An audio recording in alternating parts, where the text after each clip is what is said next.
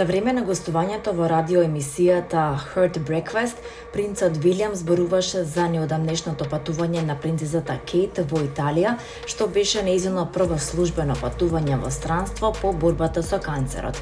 Но освен нејзината вклученост во проекти поврзани со развојот во раното детство, нешто друго го привлекло неговото внимание.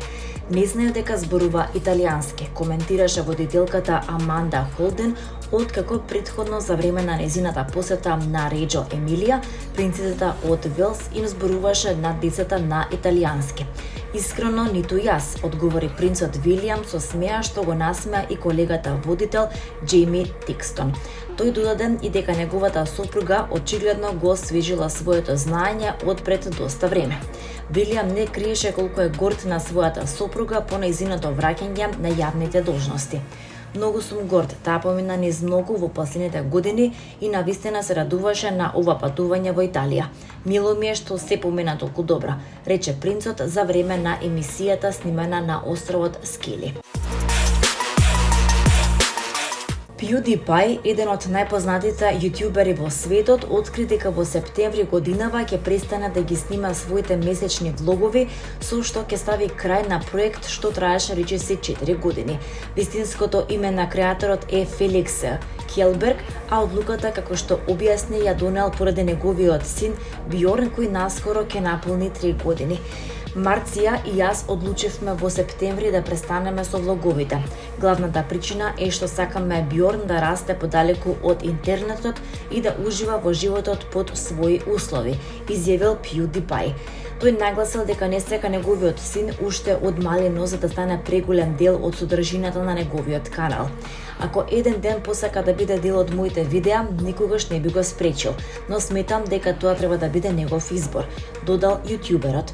Месечните влогови првично започнале како начин Феликс и неговата сопруга Марција Кјелберг да го документираат преселувањето во Јапонија, но подоцна прераснале во семејна хроника.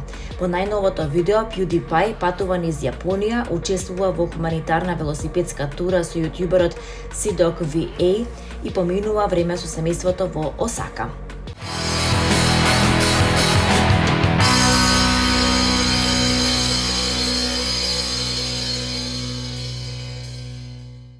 Со овации, трчање во 3 круга околу бината и силен емотивен прием од белградската публика, македонската кант-авторка Дина Јашари го одбележа настапот на платото пред Музеот на Југославија во Белград како дел од 9-то издание на манифестацијата Лето у музеју по повод Денот на младоста.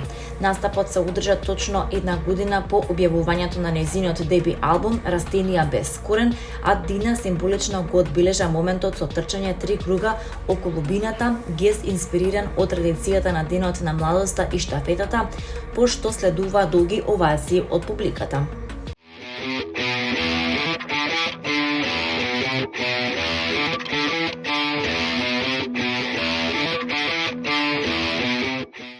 Два од најпрепознатливите фолклорни амбасадори на Балканот, македонскиот национален ансамбл Танец и хрватскиот Ладо, ги здружуваат силите во проект што ветува вечер исполната со традиција, емоција и врвна уметност.